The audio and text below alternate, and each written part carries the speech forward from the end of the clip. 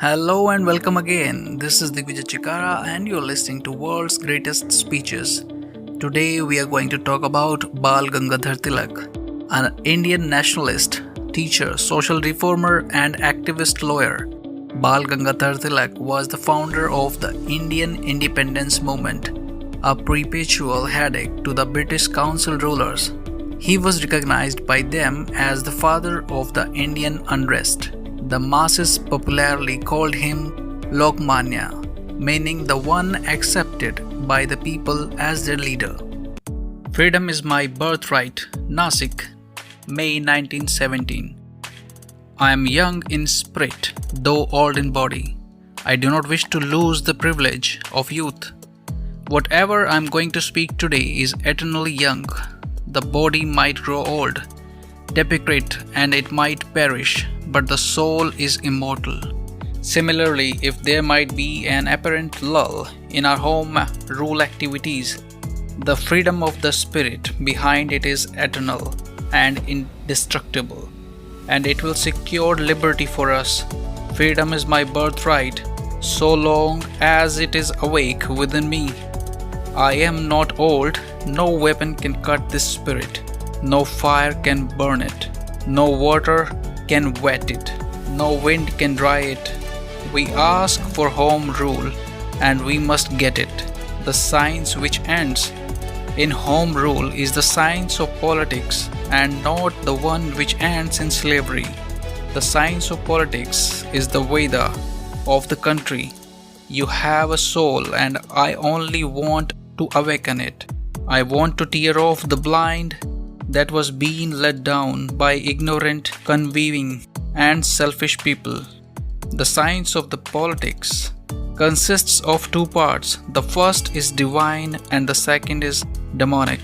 The slavery of a nation constitutes the latter. There cannot be a moral justification for the democratic part of the science of politics. A nation might justify this is guilty of sin in the sight of God.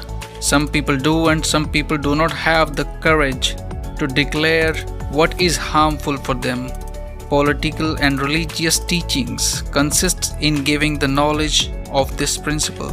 Religious and political teachings are not separate, though they appear to be so on account of foreign rule. All philosophies are included in the science of politics. Who does not know the meaning of home rule? Who does not want it? What do you like if I enter your house and take possession of your kitchen? I must have the right to manage the affairs in my own house. We are told we are not fit for home rule. A century has passed and the British rule has not made us fit for home rule. A century has passed and the British rule has not made us fit for our home rule. Now we will make our own efforts and make ourselves fit for it, to offer irrelevant excuses, to hold out any temptation, and to make other offers will be putting a stigma on English policy. England is trying to protect the small state of Belgium with India's help.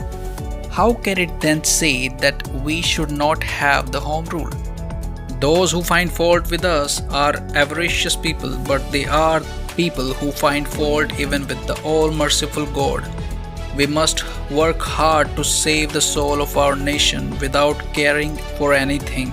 The good of our country consists in guarding this birthright. The Congress has passed this Home Rule resolution. In practical politics, some futile objections are raised to oppose our desire of Swaraj. Illiteracy of the bulk of our people is one of the such objections, but to my mind it ought not to be allowed to stand out in our way. It would be sufficient for us even if the illiterate in our country have only a vague conception of Swaraj, just as it all goes well with them if they simply have a hazy idea about God. Those who can efficiently manage their own affairs may be illiterate, but they are not idiots. They are as intelligent as any other educated man, and if they could understand their immediate concerns, they would not find any difficulty in grasping the principle of Swaraj. If illiteracy is not a disqualification in civil law, there is no reason why it should not be so in nature's law also. Even the illiterate are our brethren. They have the same rights and actuated by the same aspiration. It is therefore our bounden duty to awaken the masses. Circumstances have changed and are favorable. The voice has gone forth. Now or never, rectitude and constitutional agitation is alone what is expected of you. Turn not back and confidently leave the ultimate issue to the benevolence of the Almighty. Thank you for listening. Please like and subscribe.